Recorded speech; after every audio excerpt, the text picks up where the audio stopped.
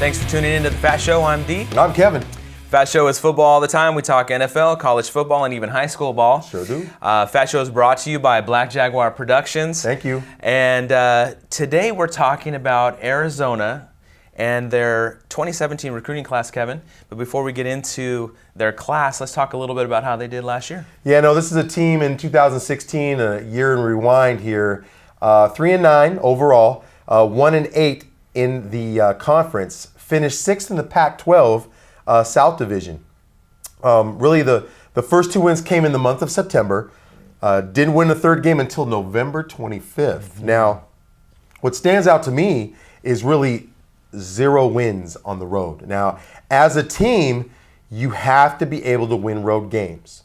It's wonderful to win at home, but you have to be, in order to have a good season, to be bowl eligible, you have to be able to win on the road as well. So you're finding that a defense here was allowing 44.8 points per game of its 8 Pac-12 losses. So, and we'll discuss kind of their losses and which teams they faced in regards to that. But really, we start with the quarterback, Anu Solomon. Now, as many of us know, Anu Solomon, there have been some good games that he's had against Oregon and some other teams within the Pac-12. But Anu Solomon, of course, his idol being Marcus Mariota. This is a dual threat quarterback who can run, who can pass. But he transfers to Baylor after the season was completed. I find that interesting. Yeah, it is interesting. And, with Anu Solomon leaving, you have 2 quarterbacks there that are going to be vying for the spot this coming year. And, last year, being how they only won 3 games, Kevin, let's talk a little bit about those 3 wins. Grambling State, they end up winning. And then Hawaii, they beat pretty convincingly. Mm-hmm. That was at home. All these wins, of course, at home. And then Arizona State, 56-35. We can all say, especially Arizona fans, that this is something that Coach Rich Rod is on the hot seat. But I think the thing is, when you see the losses with what wins he had, not a very good season. No, not a very good season. And winning that Civil War type game, that in-state game against your rival, that helps you because you had a down year. But you do end up getting that one key win that you can kind of hang your hat on and say, you know what, at least we got that one. But yeah, they had quite a tough year last year. And, some of the losses, one of them was really interesting. This one against Washington, Kevin, they almost won this one. I mean, this was it was an exciting game. Yeah. Came down to overtime, and then Washington ends up winning. They kind of choked this one away. But it would have been an excellent win had they pulled that out. But they just weren't able to capitalize on that. And, of course, we know what happened after that. Washington ends up going on, wins the Pac-12. But yeah, so a couple other losses, UCLA, USC, of course, Stanford, all of these pretty tough teams, Washington State, Colorado, and then, of course, Oregon State, losing 42-17. A lot of really tough losses here by huge margins, really a down year. And, this is something that you're hoping that a recruiting class, Kevin, is going to be able to help you out in the next year or so. And the recruiting class, now talking about the recruiting class, I mean, they had quite a few, starting out, quite a few really top recruits. I think they had 4 4-star recruits at one time early on, ranked, I think, first in the Pac-12, but that dissipated pretty quickly because several of their recruits ended up either, I think they decommitted and they ended up going to other schools. I mean, you have Burmeister ends up going to Oregon.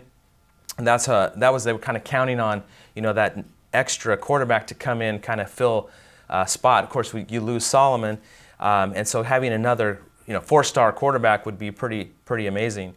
But yeah, they ranked number 44 nationally, number 9 in the Pac-12 according to 247 Sports. I mean, to be clear, Arizona is not a bad place to play. You're talking about a desert, good climate. It's hot, so it is a desert climate, but you have sun. So it's that type of place. But I think the thing is that when you lose recruits like that, that says a little something. There's 2 reasons. One is that the direction of where the program is going, in which maybe the feeling from that recruit is that yes, they got a good vibe when they went there and they made the verbal commit, but then as they heard from other teams, generally you lose a little bit of that luster because, again, you kind of look at the whole book. I always reference to the book because when I say the book, you can easily say, oh, I read the first chapter, but really it's the whole book you look at. You look at the final chapter, the ending, the conclusion. And really, a lot of times these recruits are looking at everything. They're not just looking about, oh, I had a great experience with Coach Rich Rodriguez and the coaching staff, and the campus is really good and nice. But they see, again, the direction in which the program is going. They look at also the resume of the program.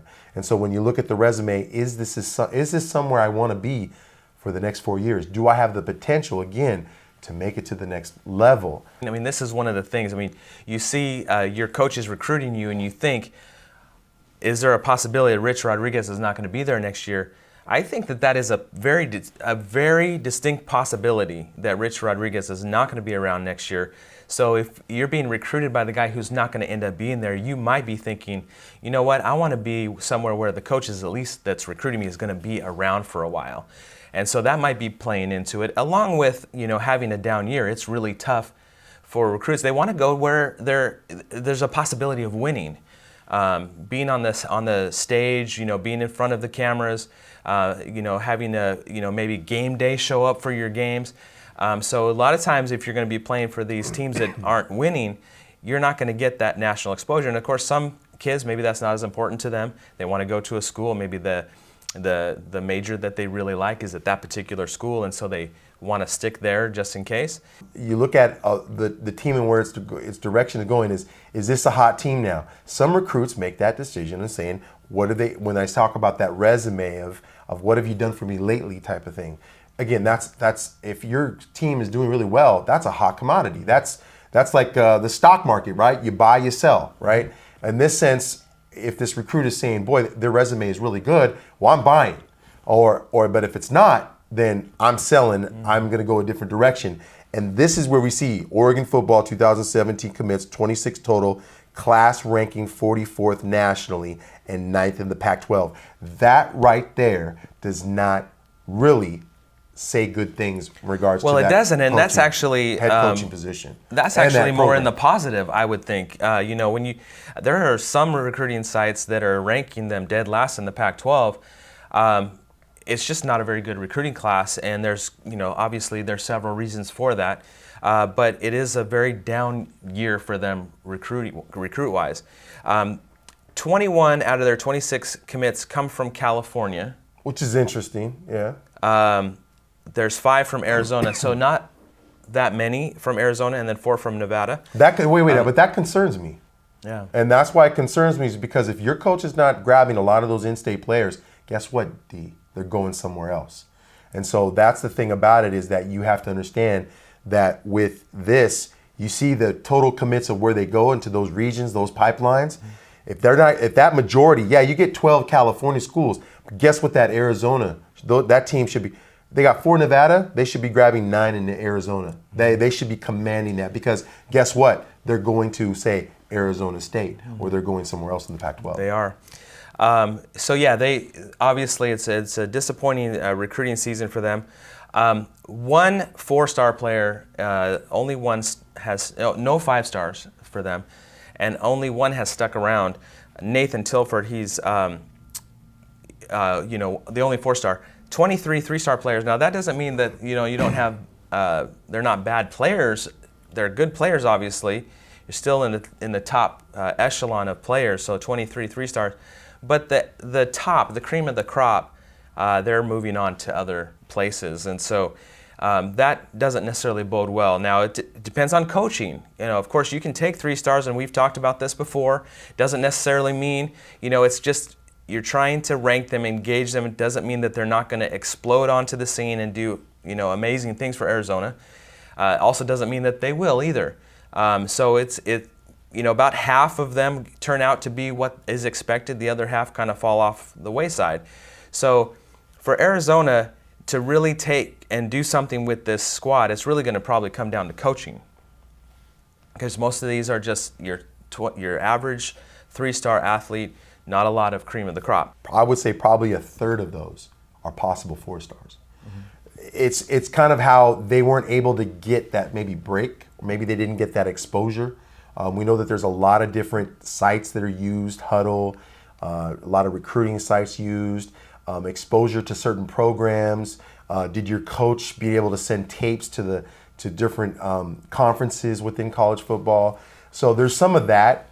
But then also too, when you're looking at the 23 of the 3 stars, some of those are, as what you say, coaching them up to where you can develop them in a way that they can be, say, a 4-star athlete.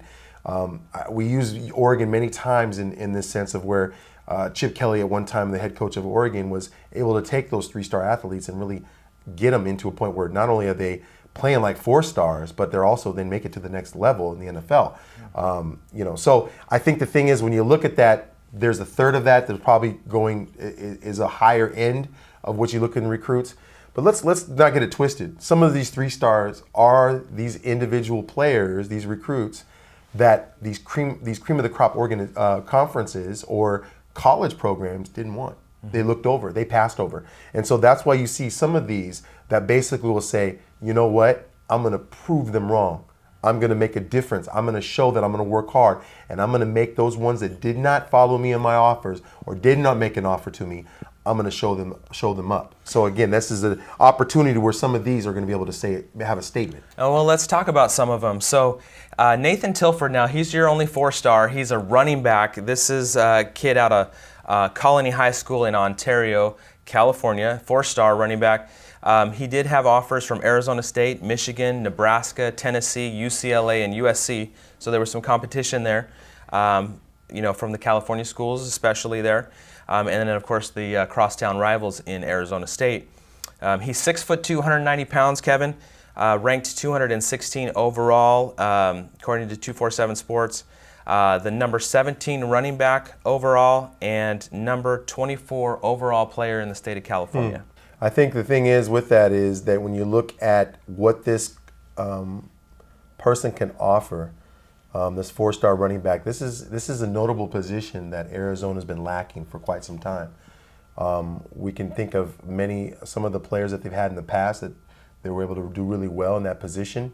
But I think, again, grabbing a 4-star like this, with the likes of those offers, Michigan, Nebraska, Tennessee, some UCLA, USC, some of these powerhouse type schools, really shows that, again, this is an opportunity for this player to really say, hey, there's a reason why this team offered me, and there's a reason why I'm going to prove myself on the field to really show up and do a really good job. That height and weight is a nice weight and height, because you look at 6'2", that's pretty nice, and you look at then the weight, you're able to add some muscle onto that frame. So you're looking at probably eventually in his junior season, staying with, say, Arizona. This is a running back that could be up to, say, 220, 215, somewhere around there. Basically not losing so much of the speed, but gaining more muscle, and perhaps becoming such a big one punch for that team. Yeah, so Tony Fields is another player. This is a 3-star linebacker, Kevin, out of Desert Pines High School in Las Vegas, Nevada. Like I said, 3-star linebacker. Several offers: Boise State, Colorado, Missouri, Oregon State, San Diego State, and Washington State all offered. 6'2", 205, pretty good size there. Ranked 614 nationally overall, number 33 linebacker overall nationally, and ranked number 8 overall in the state of Nevada. And of course, this is all according to 247 Sports. You know what I find very interesting about this, though, is that out of all those teams that offered, you had an SEC team offer in Missouri, out of all of them. So I find that interesting. Something about this kid stood out to this SEC team in Missouri. I thought that was interesting to note.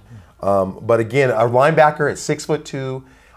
The thing about getting a linebacker at that, say, 6'2" and higher in height is so crucial, because you look at it whenever the quarterback is scanning and making progressions down the field. This is a person that not only have 6'2", but also their reach. They can deflect balls when they're made in the middle, or say, for example, if they have to make a play to deflect those balls thrown in, the receiver's, path. This is something that I think, again, with this height, it really helps to have that in your linebacking core. So another notable recruit, Jalen Harris from Desert Ridge High School in Mesa, Arizona. 3-star by 247 Sports standards, but ESPN has him ranked as a 4-star defensive end. I find interesting.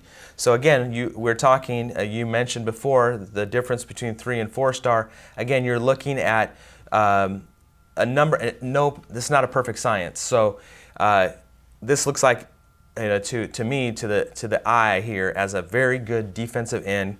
Borderline 4-star. So you're getting a good quality player here. Quite a few offers. I mean, I think if you're looking here, 9 or 10 schools that have offered, including Washington State, Oregon, Notre Dame, Louisville, Colorado, Arizona State, of course, crosstown rival there, Oklahoma. It's interesting. So a lot of really good offers from storied schools. So 6'4", 210, excellent size there, Kevin. Ranked 487th overall nationally, number 30 defensive end overall nationally, and ranked number 5 overall in the state of Arizona. Yeah, I mean, I like his offers. I like what he has, especially getting him out of Arizona, out of that state. So that's good for Coach Rodriguez.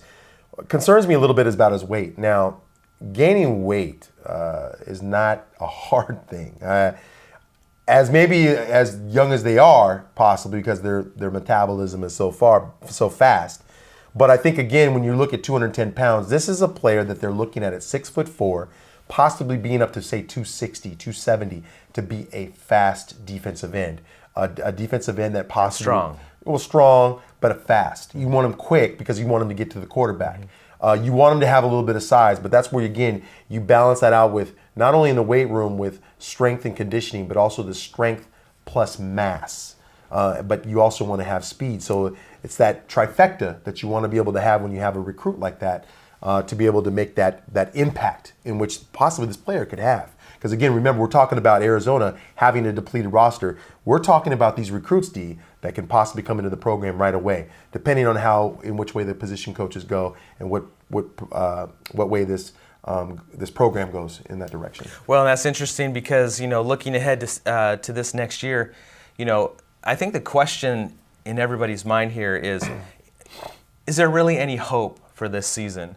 Coming off of a 3-win season, none in the Pac-12, you're looking at just really, in your mind, is there any hope for this season? I mean, I think the thing is that you're looking at is really, does Coach Rich Rodriguez make it to the end of the year? That to me is really the ultimate question right now, is will he make it through the whole season? Because again, if we're looking at some of these home games, you're looking at Houston at home, Utah at home, Colorado at Colorado, then versus UCLA, Washington State at home, then at USC. See, I'm seeing a pattern here in regards to home games in which you need to win. So again, Coach Rodriguez, again, when I'm saying does he make it through the whole season, the first question I'll throw out there, or the first piece that I would throw out there is Coach Rich Rodriguez, if he makes it to the end of the season. That's one. Two is, if they do win, say, 4 to 5 games, it's possible that, again, there shows something to the athletic department at the University of Arizona that this possibly something that he can fix. But I'm going to tell you, it's all about that locker room. Does he win the locker room of those players? Do they want to play hard for him? Do they want to play hard for the program? Does he still have that swagger in a sense of getting these players to play for him and with him and to play in that system? So I think, again, with that tough schedule, I think there are some wins in here. I just see, for me, I would say 4 wins at the most that I could see here on this schedule. I'm going to say very nicely 4 wins. I think you're looking at possibly a 2 to 3 win season again. Because, again, these recruits that you have, are they impact ready? That's another question we have. But what they have right now? What is it that they have right now as far as these players can offer to really change this culture it's been a couple years now they've been having a losing season. Well, speaking of players that they have right now, there's going to be a quarterback battle between Brian Dawkins and Khalil Tate. Brian Dawkins last year, he threw for 1,348 yards on 53.8% passing completion percentage, 8 TDs and 6 INTs, 944 yards rushing. That tells me he's running for his life. Sometimes that could be out of necessity or by design. You're talking about a running game here, and of course they got a 4-star running back, so hopefully he'll be able to have some playing time there. But of course, your leading rusher as far as running back, Grant, who had 74 carries for 461 yards, 6 TDs. So not a lot of production there from the running game. No, and that was my concern, is that when you have, and I wouldn't say that's the reason why I knew Solomon transferred to Baylor, but again, a player's going to also look, what's coming back? What's coming back for me to really stay, in a sense if he's moving on to the next level or if he's going to transfer. And I think the thing is, with the running game that's lacking at this point in time, that is where you're going to have a lot of problems, because again, if you're not able to run the ball and run it effectively, that you become one-dimensional. One-dimensional. That puts too much pressure on the quarterback. And then the defense can adjust and they make the plays. Right. So yeah, you if you're one-dimensional, the defenses can. You saw that last year. They locked down on it. There's really no guaranteed win here at all. Right. So I think if you can beat Houston, I don't see a whole lot other than Houston that you could win on. You're looking at UCLA. They do have them at home, so UCLA could be. And now they're having a down couple of years, but they, I think, are on their. They could be a little bit better than they were last year. That's another coach that probably is on the hot seat in UCLA. But yeah, I do think that it's not going to be a very good year for Arizona. And I'm thinking that the athletic department has basically said, okay, we're letting Coach Rodriguez do what he needs to do to fix this. Hopefully, again, they'll see an opportunity from him to be able to say, okay, this is what I'm gonna do. I'm gonna perform this way. There's no experiments. I'm going for it all here to keep my job. But I think, again, what the big question is also coming from is, where do you go? Who do you look at? Again, Rich Rodriguez was a hire outside, again, of internally of that program. So you look at, is there an assistant that possibly they'd be able to hire within University of Arizona? I think it's something that they're going to do a mass nationwide search. Well, this has been the FATT Show. I'm Dee. I'm Kevin. I do want to give a shout out to our director, Lucas Aguilar, in the back there, doing a great job for us. Yes. Appreciate him. And of course, Gina Moore down in Eugene, our correspondent down there, so we appreciate her. So keep tuning in to the FATT Show. We're going to bring you lots more content as the season unfolds before us here. It's just right around the corner. A lot of good stuff about coming. A month and a half away. So yeah, we got lots more content. So keep tuning into the FATT Show. Subscribe. Don't forget to subscribe. YouTube channel. Just click on the subscribe and click on your notifications, so when we do post something, you'll get notified. And then follow us on Twitter. We're trying to be on there as much as possible to give you as much content, including high school content, college content, and NFL stuff. So keep tuning in. Appreciate you watching, and we'll see you next time.